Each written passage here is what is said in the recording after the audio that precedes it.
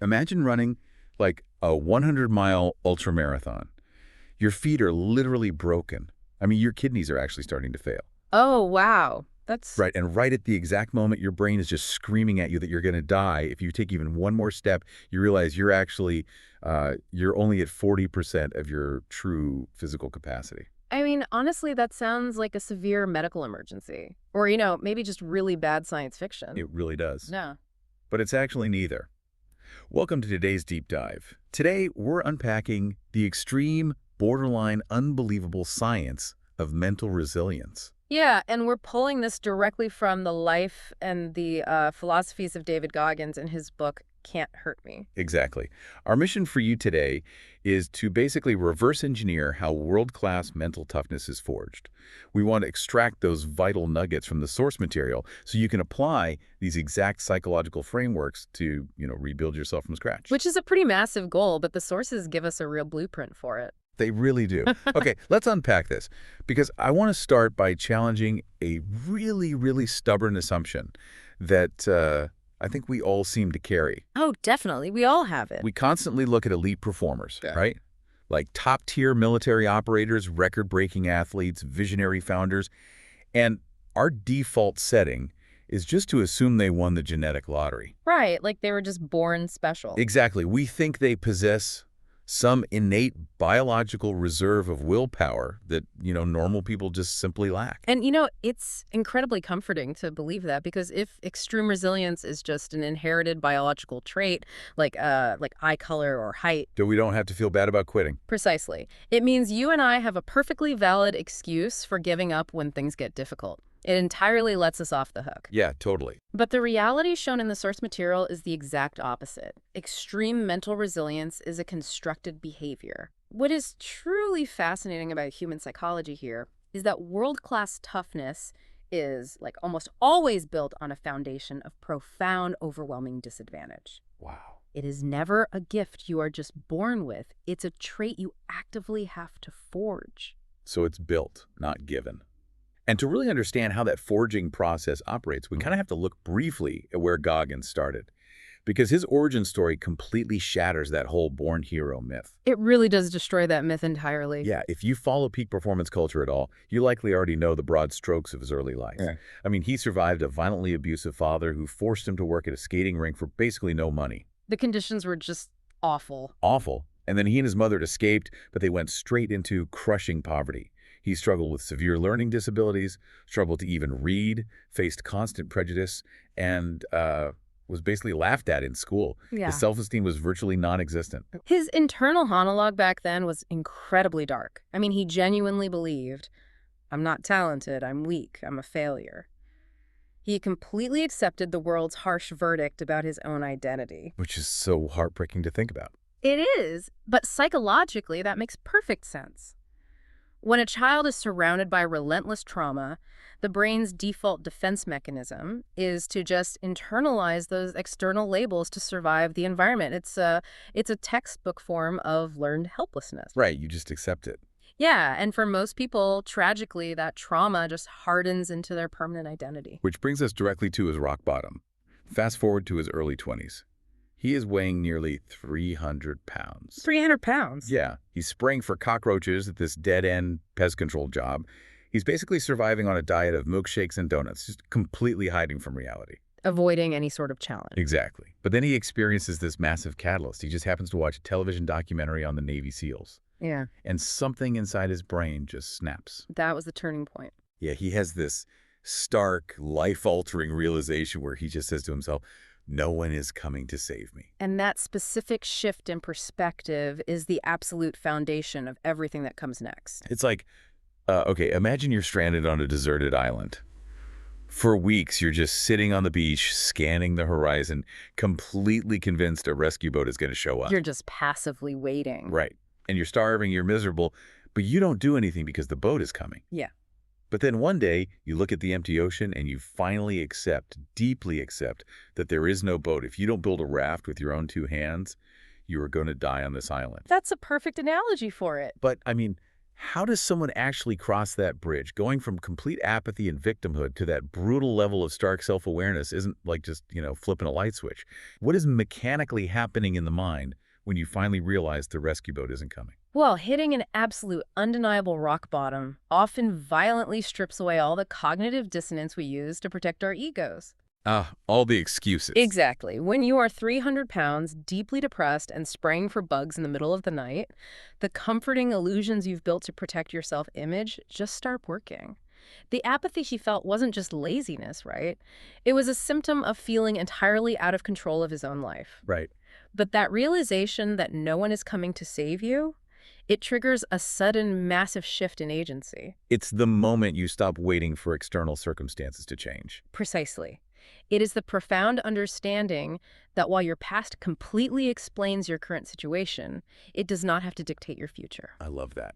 The trauma you endured isn't your fault, but fixing the damage is now entirely your responsibility. Okay, so you realize you have to take agency. But acknowledging that you're stranded on the island doesn't magically build the raft for you. How do you actually take the very first step when you are completely devoid of motivation? By confronting the harsh reality of the raw materials you actually have to work with. Instead of making excuses for his weight or his lack of education, he stood in front of his bathroom mirror and forced himself to really look at his habits, his laziness, his fear, and the lies he'd been telling himself. Just facing it all head on. Yes, this is the core concept of the accountability mirror. Right, because he literally wrote his most painful truths on sticky notes and just plastered them directly on the glass. Things like, you're overweight, you're wasting your potential, and change starts today. And he forced himself to look at those notes every single morning. Which sounds intense. It's a brutal cognitive behavioral exercise. Externalizing your flaws by writing them down totally removes your ability to ignore them. I really need to push back on this, though. If you look at modern psychology, the overwhelming consensus seems to revolve around, self-compassion, giving yourself grace, speaking to yourself like a friend. That's very true of modern advice, yeah. So isn't there a serious, tangible danger in this level of aggressive, brutal self-criticism? Like calling yourself a failure or pointing out how fat you are every morning seems like a fast track to completely destroying whatever fragile self-esteem you might have left. That is a completely valid concern, and it is a very fine line to walk. But the psychological key here, and the sources make a clear distinction, is the difference between toxic shame and radical honesty. Okay, how are they different? Toxic shame is an identity statement. It says, I am worthless, I am fundamentally broken, and I cannot change. Shame paralyzes you. It keeps you stuck. Exactly. Radical honesty, on the other hand, which is what the accountability mirror requires, is an objective, clinical assessment of reality. It says, here are the painful facts about my current situation, and I'm acknowledging them precisely so that I can dismantle them. Oh, I see. So toxic shame traps you in the past, while radical honesty basically gives you a baseline to measure from for the future. Exactly. You cannot plot a course to a new destination if you are constantly feeding your internal GPS fake coordinates about where you're starting from. That makes a ton of sense. Radical honesty requires you to acknowledge the painful facts without any sugarcoating, because that is the only mechanism that allows you to take control of the very next action. Okay, that makes sense. You establish the baseline, you know where you are, but action still has to follow that honesty. And this brings us to where his methods get genuinely extreme. Because he didn't just start taking comfortable, easy little steps. No, not at all. He started running. And what fascinates me is that he didn't start running because he caught a runner's high or discovered some hidden passion for fitness. Right. He started running specifically because he absolutely hated it. He deliberately sought out friction. He developed this core philosophy that physiological and psychological growth lives exclusively on the exact opposite side of extreme discomfort. He wanted it to suck. Yeah, he started training while exhausted, studying when his brain was completely foggy, and pushing forward when his body was practically screaming at him to stop. And his ultimate proving ground for this whole philosophy was Navy SEAL training, specifically Hell Week. Which is legendary for its brutality. Yeah, I mean, we are talking about 5.5 days of freezing cold water, zero sleep, and just constant physical torture. Men drop out by the hour. It breaks almost everyone. But he didn't just survive it once. He endured broken bones, severe stress fractures, and bilateral pneumonia. I mean, His body kept breaking down, forcing him to roll back and repeat the training from the beginning multiple times before he finally earned the title. And honestly, most highly resilient individuals would have tapped out long before that point. They would have reasonably concluded, I gave it everything, my body failed, it's just not meant to be. But he introduces this mechanism he calls callousing the mind. And here's where it gets really interesting. Let's hear it. Think about how a physical callus forms on your body. If you start, say, deadlifting heavy weights, the friction creates these highly sensitive, painful blisters on your palms. Right, they hurt like crazy at first. Exactly. But if you relentlessly continue to expose that damaged skin to friction, your biology adapts. It literally builds a thick, protective layer of skin to shield the nerve endings. He realized you can trigger that exact same biological adaptation in your brain. That's a great way to visualize it. It comes down to neuroplasticity. Just as bone and skin adapt to physical stress, your neural pathways adapt to psychological stress. So your brain builds its own calluses. Precisely. When you force yourself to do something difficult, your brain wraps those neural pathways in a substance called myelin. Think of myelin like insulation on a copper wire. It makes the signal travel faster and far more efficiently. Oh, wait. Okay. So every single uncomfortable task you voluntarily endure acts as a mental repetition to build that insulation. So waking up at 4 a.m. when it's freezing outside, finishing a grueling work project when you desperately just want to quit, or even forcing yourself to initiate a highly uncomfortable conversation you've been avoiding. Those aren't just chores. No, they are cognitive reps. They're mental reps. Exactly. And that is how extreme military endurance maps directly onto your everyday life. You don't need to go to SEAL training to benefit from this. Thank goodness. Right.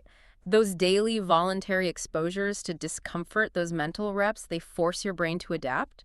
Over time, the amygdala, which is basically the brain's emotional alarm system, it stops hitting the panic button so easily. It gets used to the stress. Yeah. What once felt absolutely impossible gradually becomes your new normal. Your psychological baseline for suffering expands. That's incredible. But, no matter how sick those mental calluses are, biology eventually demands a toll. You will inevitably hit a wall where the urge to quit feels completely insurmountable. Well, everyone hits the wall. So how do you override a biological imperative? Our deep dive into the sources highlights two very specific psychological frameworks we need to dissect here. And the first one is the 40% rule. The 40% rule is a total paradigm shift for how we view exhaustion.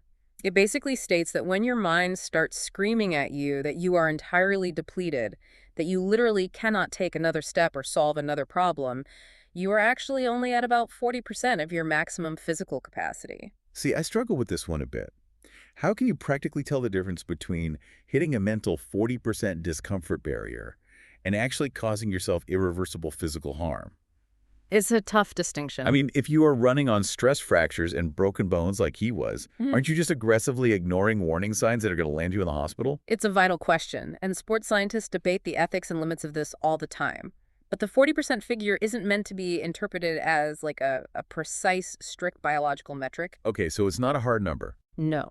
It's a mental framework based heavily on what endurance researchers call the central governor theory. Let's unpack that. What exactly is the central governor theory? So think about the RPM governor in a sports car. Automakers install these computer chips in high-performance engines that deliberately cut the power long before the engine actually overheats or explodes. Right, to stop you from destroying the engine. Exactly. It is a safety buffer designed to prevent wear and tear.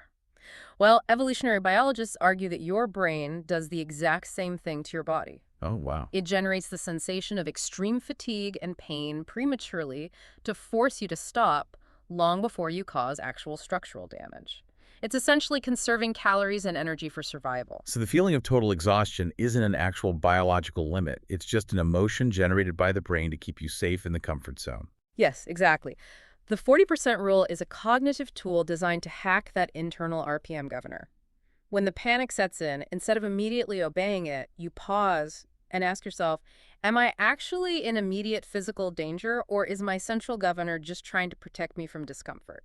It forces you to aggressively question your assumptions about your own limits. It does. It's basically an override switch for your own safety mechanisms. That makes so much sense. Now, the second framework is called the cookie jar. Yes, the cookie jar. And essentially, this is a mental storage unit for every single hardship you have previously survived. For him, that jar holds the abuse from his father, the crushing poverty of his childhood, and the pneumonia during Hell Week. All the darkest moments. Right. And whenever extreme self-doubt creeps in during a new challenge, he mentally reaches into this cookie jar, pulls out a memory of surviving something horrific, and uses it as fuel to keep going, reminding himself, I've done hard things before. But mechanically, why does remembering past trauma help you run faster or push harder in the present? It really comes down to neurochemistry. Oh, really? Yeah.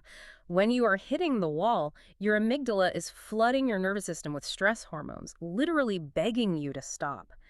But when you consciously pull a memory of a past victory out of the cookie jar, reminding yourself, I survived that impossible thing, so I can absolutely survive this, you trigger a targeted release of dopamine. Wait, really? So it's not just some cute motivational trick? No, it is chemical leverage. That hit of dopamine actively suppresses the amygdala's panic signals. It gives your body a literal physiological energy boost. That is fascinating. And what's brilliant about the cookie jar is how it weaponizes your past pain. We talked earlier about taking agency and not letting your past dictate your future. Yeah, being stranded on the island. Right. Well, this framework goes a step further. It takes the absolute worst, most agonizing things you've ever endured and turns them into your greatest competitive advantage. It literally transforms trauma into leverage. That is just a staggering perspective shift. I mean, so you use the 40% rule to bypass the brain's safety governor, and you use the dopamine from the cookie jar to fuel the push past it. Exactly. You're hacking the system. Now, you would logically assume that finally earning that Navy SEAL trident after all that suffering would be the grand finale, right? Like, cue the inspirational music, fade to black, he won. You'd think so. But the actual philosophy in this source material argues the exact opposite. Because in this mindset, there really is no finish line. Arriving at the destination is just the starting line for the next agonizing challenge. Right. He operates on this relentless principle of trying to be the hardest worker in every room. Not the smartest, not the most naturally gifted, but the one willing to absorb the most punishment. Yeah. He transitions from the military into running ultramarathons, races that are 100, sometimes 200 miles long. He breaks world pull-up records. He finishes races with his kidneys failing and the bones in his feet literally taped together. It's extreme. To him, the severe pain isn't a warning sign to stop. It's tangible proof that he's still extending his potential. Because the philosophy is that you don't become strong just once. You don't, earn a certificate in resilience and then coast for the rest of your life. Right, the myelin fades. Exactly. Neural pathways atrophy if they aren't used. You have to actively choose strength every single day. The question you wake up to never changes. Will I stay comfortable or will I become better? And he really emphasizes that discipline is infinitely more reliable than motivation, because motivation is just a fleeting dopamine spike, right? It vanishes when it starts raining or when you're tired. Motivation is fair weather. Totally. But discipline is about carving deep neural pathways through sheer repetition. It's showing up and doing the work simply because you said you would, regardless of how you feel. It is removing emotion from the equation entirely and relying on habituated action. Progress comes from showing up repeatedly. So what does this all mean for us? When we look at these utterly extreme examples like running until your organs are shutting down, I really have to ask, how can a regular listener listening to this right now adopt that hardest worker mindset without utterly destroying their own life or health in the process? It's a very fair question. Because frankly, taking it to that extreme sounds pathological. It's the most crucial question you can ask when analyzing this mindset, because the core message of the source isn't actually about running ultramarathons or destroying your kidneys. Okay. Right. You don't have to break your feet to apply this philosophy. What he's really demonstrating is the extreme logical endpoint of taking absolute ownership of your life. Oh, I see. So it's a metaphor played out in the physical world. Exactly. The extreme physical feats are just a vehicle to demonstrate a psychological truth. The real takeaway is about refusing to let your past, your fears, or your excuses dictate your sailing. It's about not waiting for the perfect conditions to start. It's about looking at the very next action you can control, whether that is, speaking up in a boardroom, being present with your kids after an exhausting day, or just going to the gym and refusing to take the easy way out. Taking responsibility for what you can control. Yeah. You might not need to run 200 miles, but you do need to stop making excuses for why you can't take the next difficult step in front of you. As we wrap up today's deep dive, the vital takeaway for you, the listener, is to internalize that resilience is never a gift. Never. It is a construct. It is built step by step, blister by blister, through repeated conscious choices to aggressively face difficult things instead of running away from them. It requires standing in front of that accountability mirror, establishing your baseline truth, and relentlessly executing the mental reps needed to callous your mind. Beautifully said. But before we sign off, I want to leave you with a final provocative thought to ponder on your own, something that builds directly on the mechanisms we've just explored. Let's hear it. We have seen clear evidence today in the source material that our absolute deepest mental strength, our thickest psychological calluses, are forged strictly through suffering, friction, and intense discomfort. Right. If that is true, does that mean we should actively fear prolonged periods of comfort and success in our lives? Oh, wow. If peace and relaxation literally allow our mental armor to soften and atrophy, is a comfortable, happy life actually the biggest threat to our true potential? Think about that the next time you catch yourself taking the easy road. If you enjoyed this summary, don't forget to like, subscribe, and hit the notification bell for more book summaries, self-improvement content, productivity tips, and personal development lessons.